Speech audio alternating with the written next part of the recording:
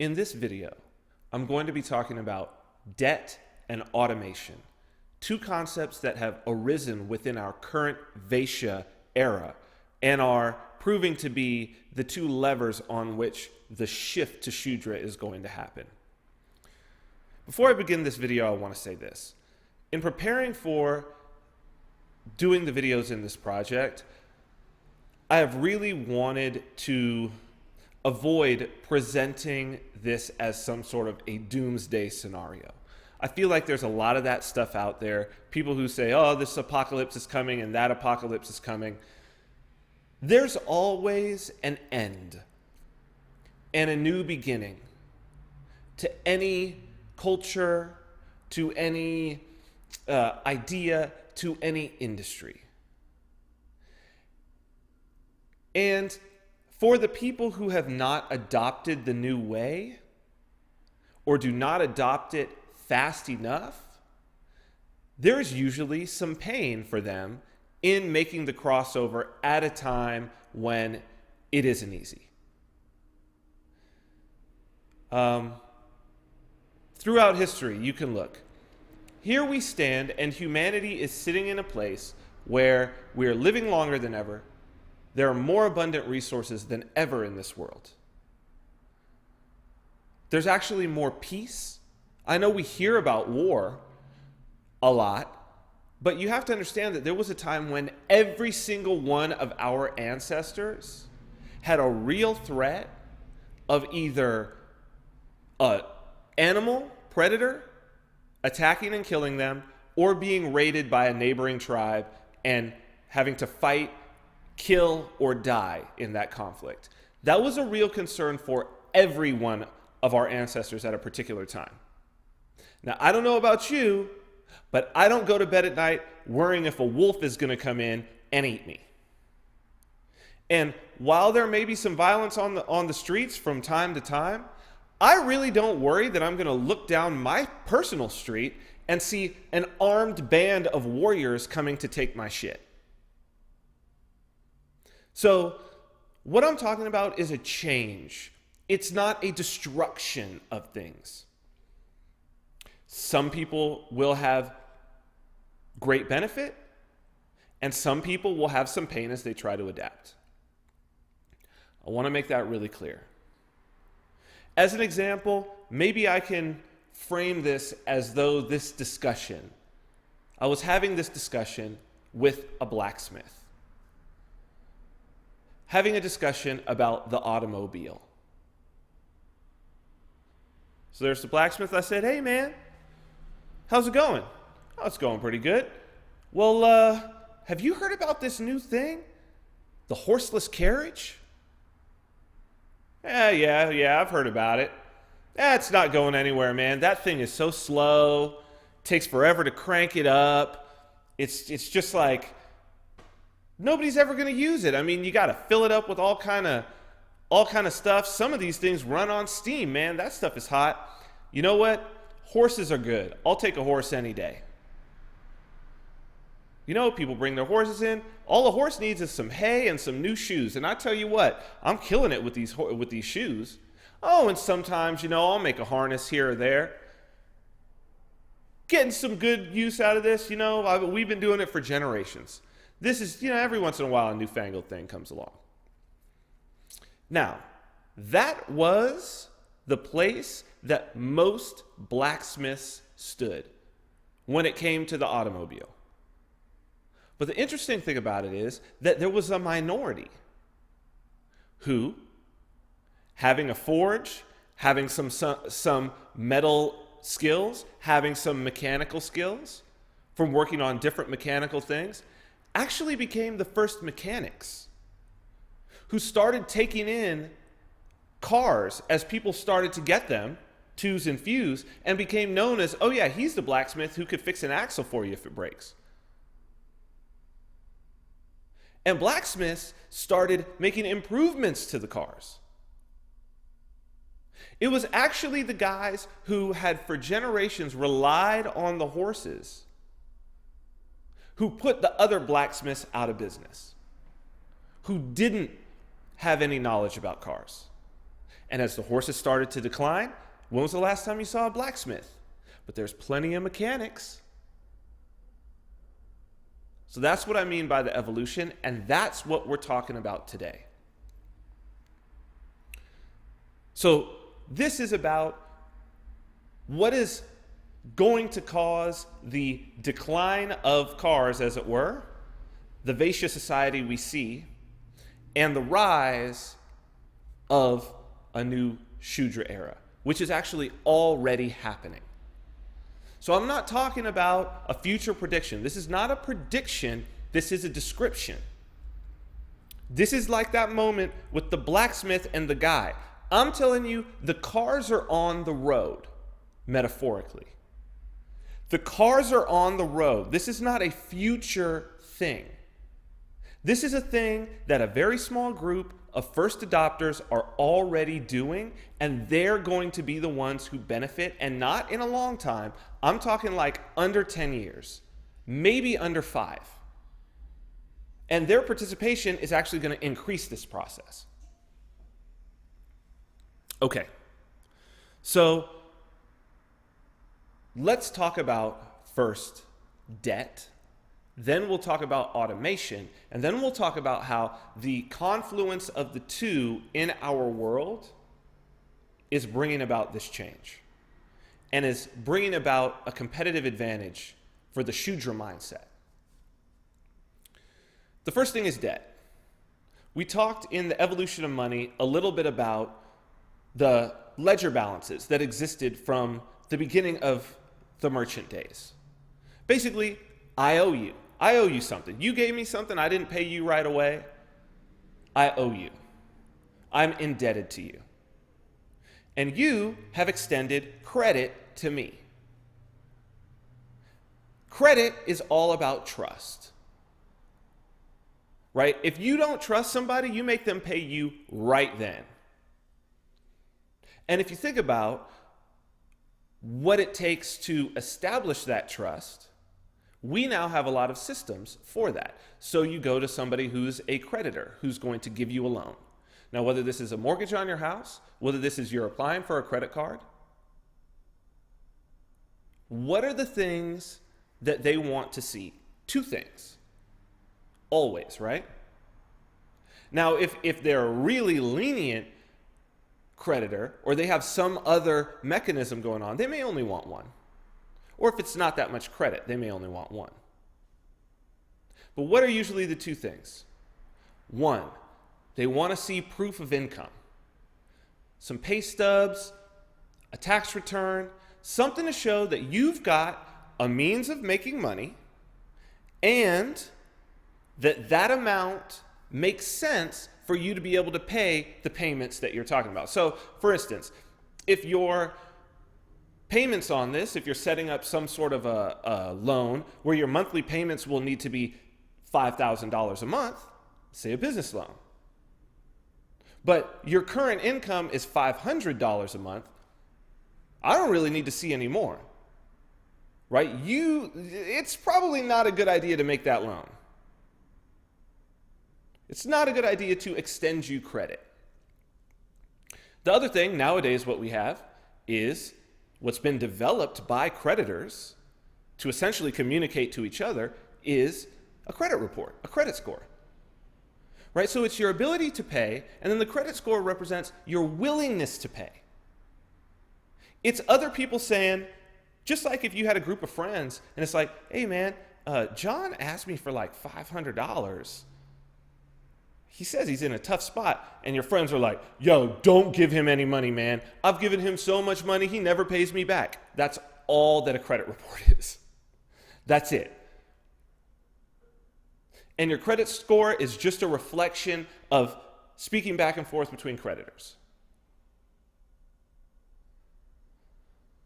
Now, the thing with debt is that as money progressed and as the Vaeshya society progressed, Vaishyas who had enough money to lend realized, hey, before I would have to actually have a good, pay a price for that good in money, then bring it to a market, sell it for more than I paid, and then I would keep the profit.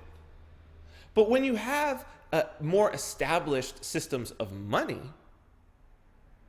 a better ability to keep track of money, more trust, people start to realize, actually, and Nathan Meyer Rothschild, who we talked about before, remember, he was taking the bills of exchange, which were IOUs, and he was discounting them, he was selling them. But we'll get into how that is still used in a very, very big way in our world. And how significant that little invention, you probably don't realize how significant that invention is to your life. Right? But as it goes on, merchants start to realize, and this is pretty early on, this is way before Nathan, and we have evidence that it's early on. Merchants start to realize, wait a minute, I don't even have to have a good. I can sell money. That's what making a loan at interest is, isn't it? It's selling money. If I loan you $100 at 20%, right, that's some real loan shark type of fees, but that's out there. Says, listen, I'm gonna give you this $100. 30 days from now, you gotta give me $120. I just sold you $100 for $20. Well, hell, if what I'm after is profit, right? Vaishyas want profit. If what I'm after at the end of the day is just the profit, why am I fucking around with goods or services? We would call them financial services, but there's no service, right? All I'm after is the value store. So there's really nothing I'm relying on you doing it. Now, the problem comes if you can't pay me. If I'm a loan shark, I need to make sure that you, and I don't have the backing of the government, I need to make sure that you are made an example of so that people who borrow from me bring me back my money. That's my only security. That's the reason why credit score is great. How do we know that this is an early development? Because lending at interest into antiquity was known as usury. Usury. U-S-U-R-Y. And even back before Christ, and all the way up through, religions, vipras, were outlawing usury lending. They were outlawing it. Mainly because they weren't going to enforce it. It created violence. And also, they didn't want to be on the end stick of it. It's too, remember, vipras, it's like them, that's their vice. Their vice is that money. They've been taking money now, and now this guy is like, hey, you want all this money? I'll give it to you right now. All you have to do is give me back just a little bit more. And the human brain's like, okay, I'll do that. Notice the religions make it illegal. And we don't make laws against things that haven't occurred. We make laws because things are going wrong about it, and there's a law. We saw that, we don't like it, don't do that anymore. So we know usury was going on, and we can only assume that some of these vipras got caught up in a situation. The other thing about it is, if you want to get rich, this is the best way to get rich. Not a lot of moving parts. It's money to money to money to money to money to money. So, individuals, yes. Nathan Meyer Rothschild, as we talked about in the evolution of money, develops a relationship with the government of England. And the other Rothschilds develop relationships with other governments. Central banking is born. We have a major example now in the US. Most people don't really understand just how in debt the US is. As an example, there are other countries. I mean, Greece, Even worse, we're in an even worse situation. And they're an example of what happens when you get to a certain point. If you don't know what's happened in Greece, you should go look up Greece debt crisis, particularly look up austerity measures. And I'll explain what that is in a second. Just to know, so that you know, U.S. debt is just over $19 trillion. Now, how does U.S. debt work? How does the U.S. borrow money? Well, there's a few different ways. Expressed as treasury bills, treasury notes, and treasury bonds. They all work in a little bit of a different way.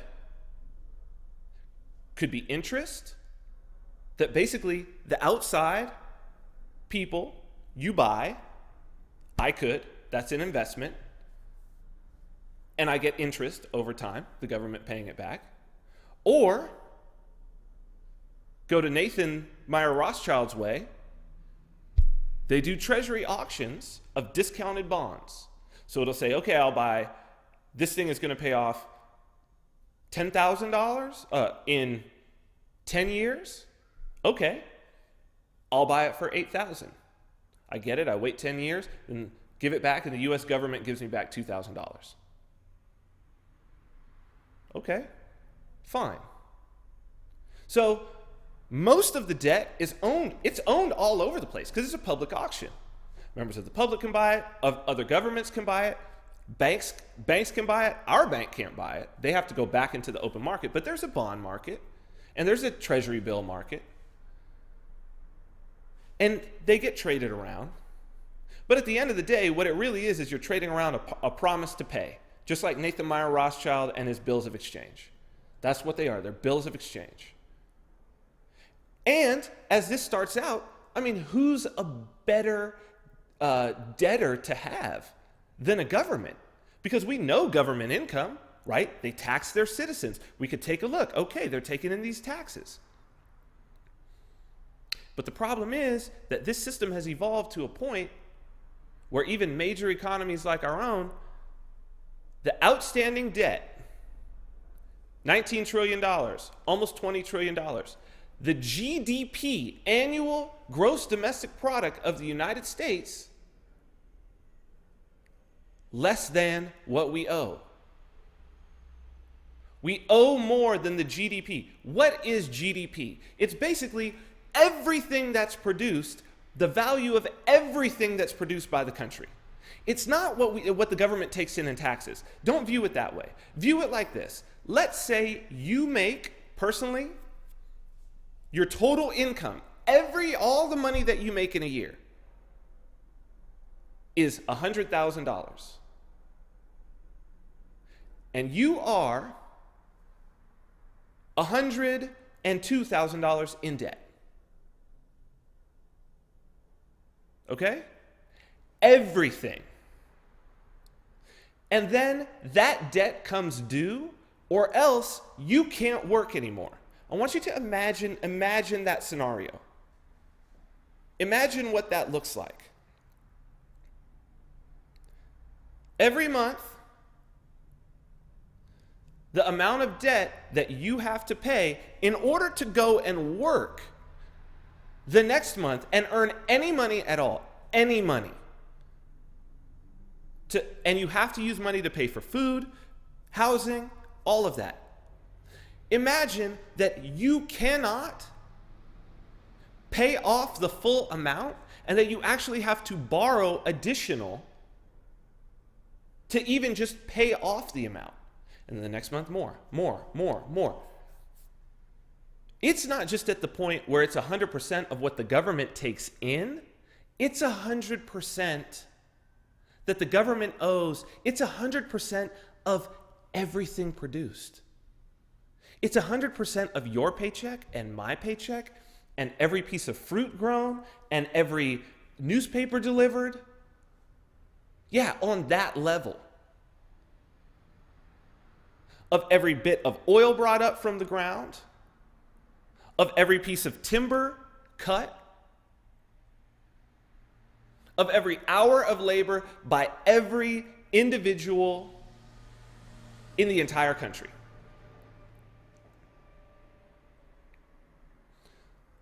So, you can look at Greece, you can look at Venezuela, you can look at what's going on there, and the thing is, Greece had to agree, this is what most people don't understand, Greece had to agree to basically put a whip to their citizens in order to get another loan to go more into debt.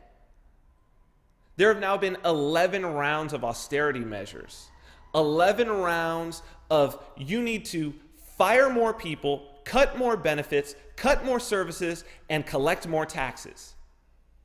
Each 11 rounds cutting more and making them take more. And at the end of every 11 rounds, they get another loan that puts them further into debt. This is the system. This is the system. This is the natural evolution of what's happened. It's not because somebody's bad. It's not because bankers are evil. It's because this is the evolution of the system. This is how it evolutionarily works.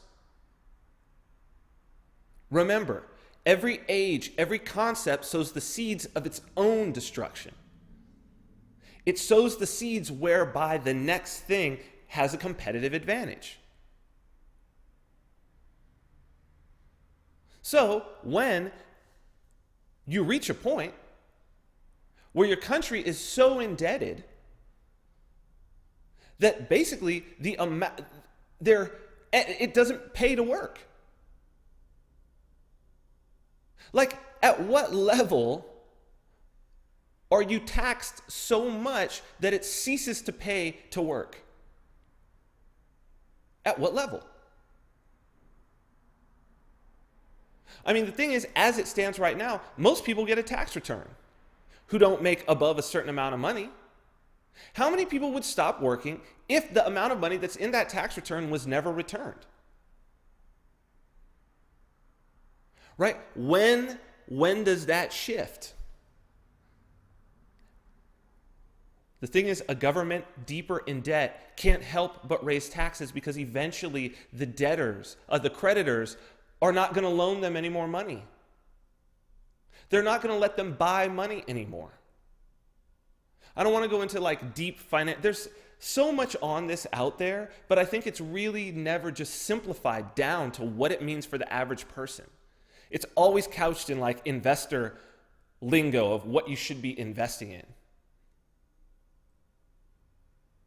But it doesn't matter what you should be It doesn't matter what you should be investing in if your investments are going to be taken.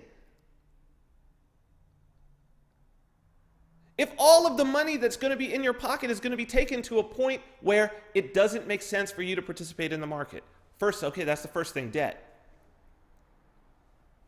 Now, the convergence of the thing that has the feedback loop. So we've already said debt is driving to a place where it doesn't make sense to participate in the market. And or there's so little economic activity that you can't participate in the market. Unemployment in Greece at this point is 50%. In Venezuela, I'm sure it's like 80%.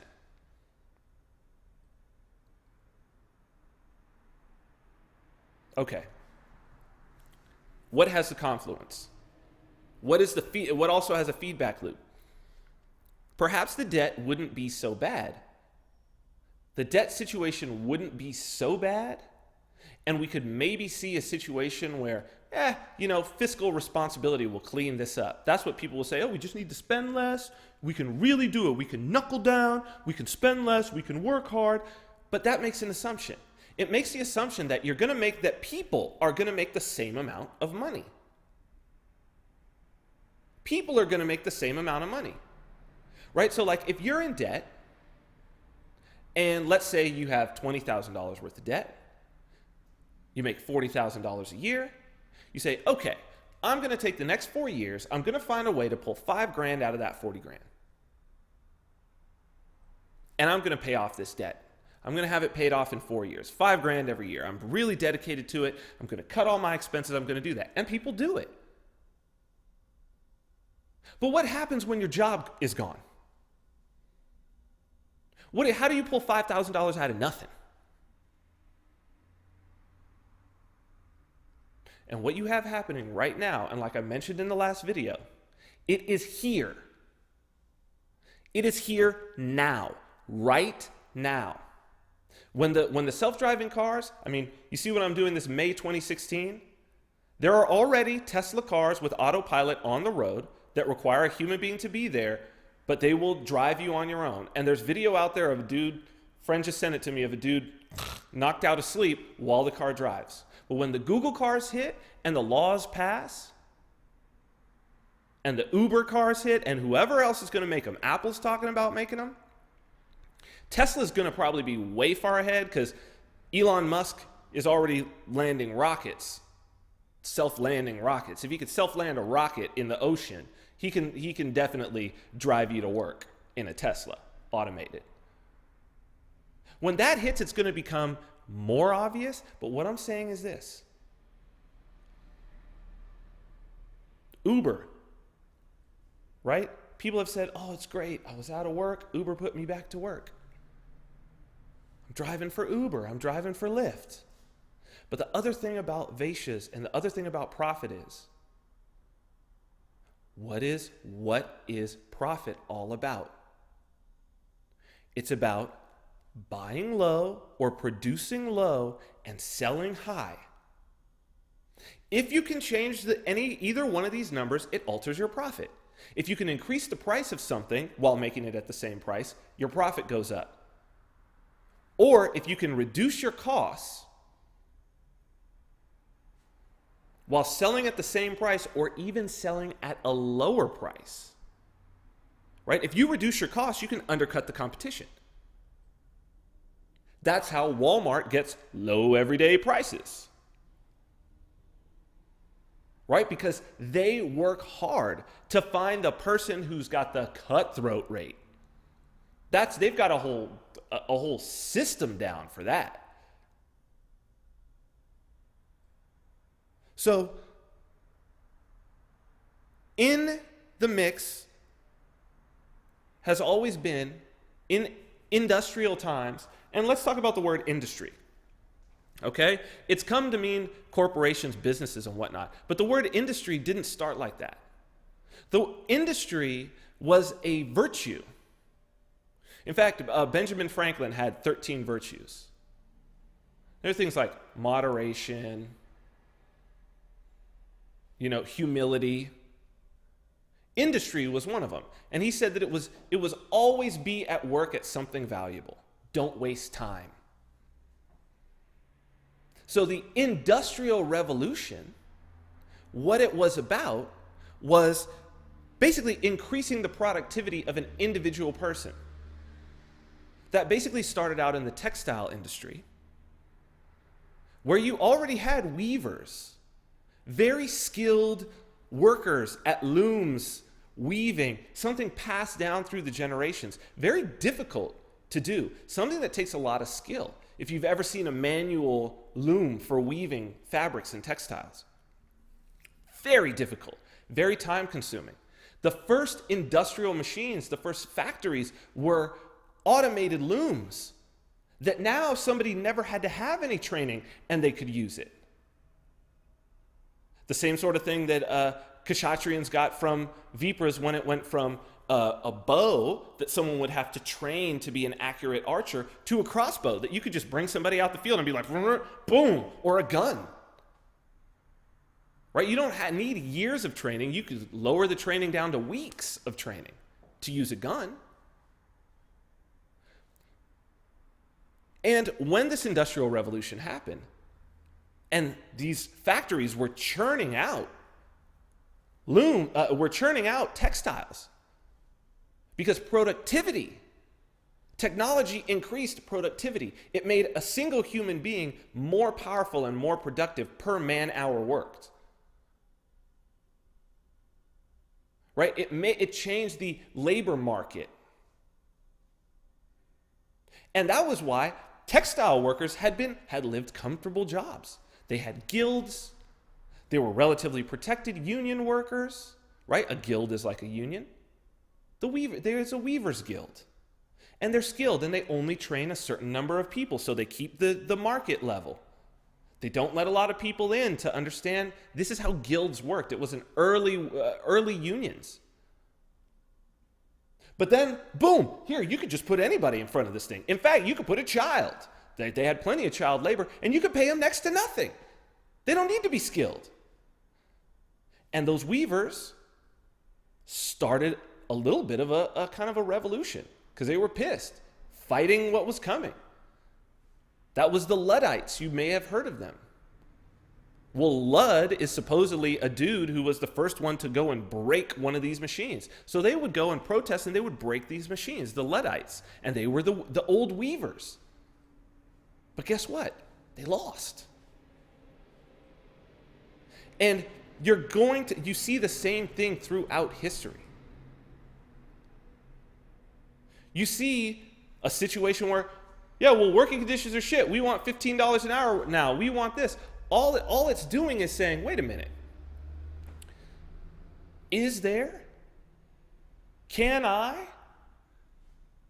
put in something to replace this person? Now, here's the thing. Uber drivers, let's take Uber as an example, or let's take taxi cab drivers. You know, how many hours a day can they feasibly work? So let's say it's an 8-hour shift. That means you need 3 taxi drivers. But a robot, it never has to sleep. So long as it's got enough power going, it can work not just 24 hours a day, it can work 365 days a year. They're never going to strike. They're never going to complain about getting worked too hard. You're never going to have to worry about one of them raping one of your passengers. They don't need workman's comp insurance. You don't need to give them medical. You know, you start balancing this out, and it's like, well, the self-driving cars hit, you can be guaranteed that the taxi drivers, they were fighting Uber. Oh, no. They should have been saying, yeah, let's get more people driving on the road so that we could fight when these robots come to drive on the road.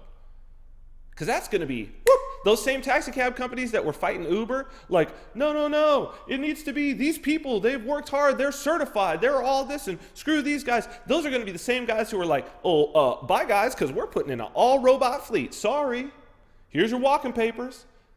And if you've been a taxi driver for 25 years, and now there's no more taxi drivers, what do? You're out of the workforce. Right? No more taxes coming in from you, and you can't pay off your debts. And if you could drive a car, if a robot can drive a car in traffic, drive a car in traffic, do you think that it can't put in an order at McDonald's or check you out at Walmart? You already have automated checkout stands at grocery stores and whatnot.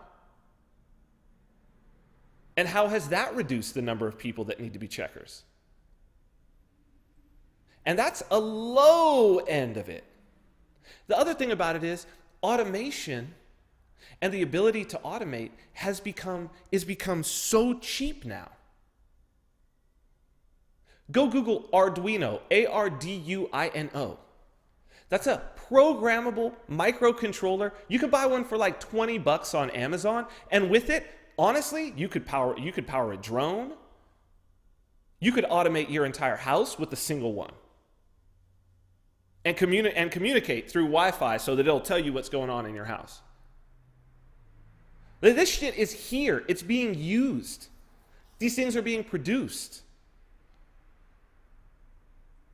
So, automation brings what? It brings that problem when the debt is here and nobody's at work. Because machines are producing it all. And you know what? If I've got a fully automated situation that just kind of just runs and generates income, yeah, I'll pay 90% tax. Sure. Why not? There's 3 employees at this company, you know? We don't do anything because we've automated the whole thing. Makes $10 million a year.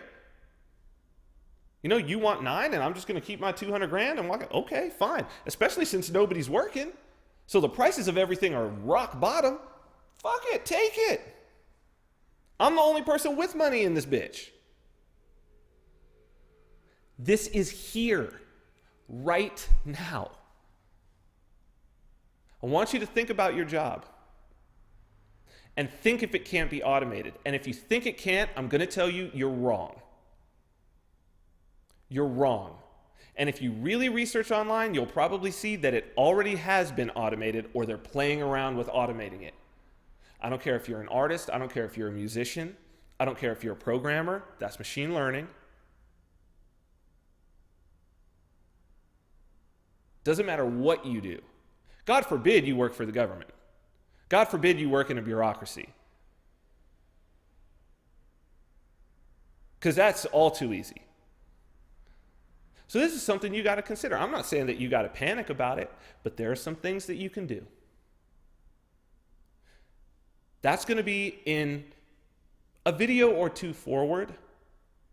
But I know that right now, throughout all of this and explaining the human social cycle, all the way up to where we are now, and I know especially with what I've just said in this video, that it's bothersome.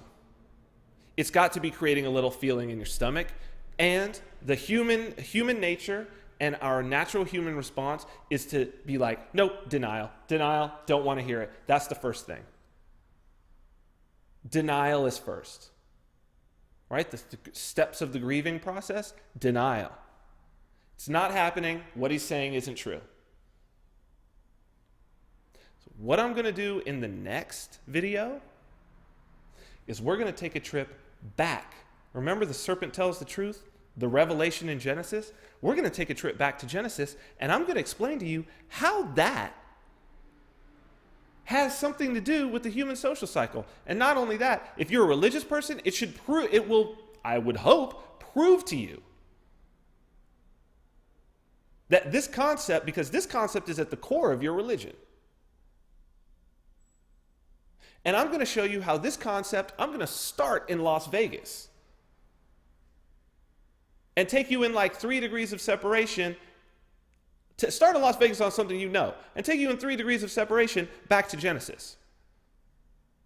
And show you this process and this human social cycle is there and has been there. And this is real. And then I'm going to tell you and speak to you about the very, very obvious and self-evident move of where certain individuals are going to be just like those blacksmiths. Certain individuals are going to be the blacksmiths who are willing to work on cars. And they're going to sit in a very nice place in the next coming years. A very comfortable place. If you'd like to discuss this, facebook.com/VinArmani, and please do, because the discussions that have been coming up have been fantastic and it's really added to this. So that's it for this time. Thank you for watching.